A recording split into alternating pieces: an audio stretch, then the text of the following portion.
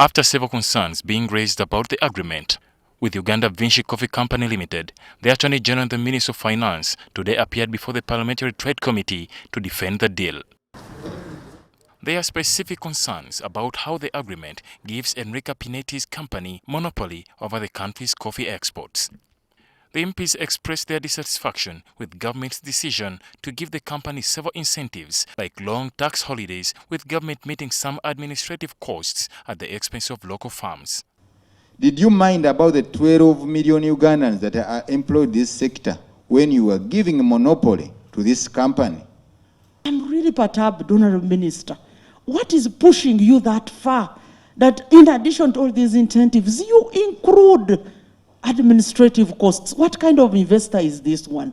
Mr. Attorney General, are you a Ugandan? By the time you begin signing these agreements. Yes, I'm a Ugandan. Unfortunately for me, I'm not in a position to answer about feelings, about emotions. For my job is clearly set out in the Constitution. I study the law. Kalungu West MP Gonzaga Sewungu also tasked the Attorney General to defend the legality of signing the agreement without widely consulting with coffee farmers.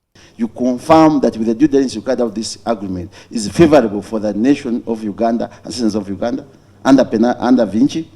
Can you confirm to this committee and the members of Parliament and the whole of the country that I carried out a legal due diligence on this contract, and I am convinced it's in compliance with the provisions of the Constitution and any of the laws of the Republic of Uganda.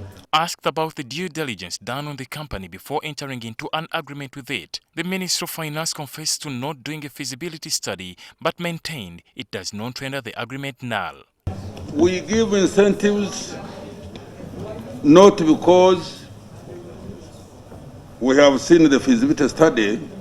We give incentives to attract you to go into the sector because we need you in that sector. Without seeing a feasibility study, my judge, don't you think it is time for you to go home, really? Can I ask you a question? Honorable Kasai. No, can I ask you a question? Without are you an interpreter? Honorable please. Honorable Kasai. Send me where? Honorable Kasai. Send me where? Honorable Kasai. Can we, honorable members, can we have order? According to the Attorney General, the agreement cannot be terminated unless there is breach of contract by the investor, but amendments are possible. Terminations have consequences, and the consequences will depend on especially what the other entity has spent. That's where the issue would be. However, I don't agree with them.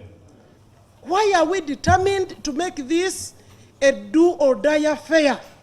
That Vinci, people have said Vinci lacks credibility, and you cannot say you have credibility when everybody is saying you don't have. The MPs also queried the ownership of Vinci Coffee Company after allegations that a certain oil company had majority shares amounting to 96%. Ali Mivule, NTV. Request the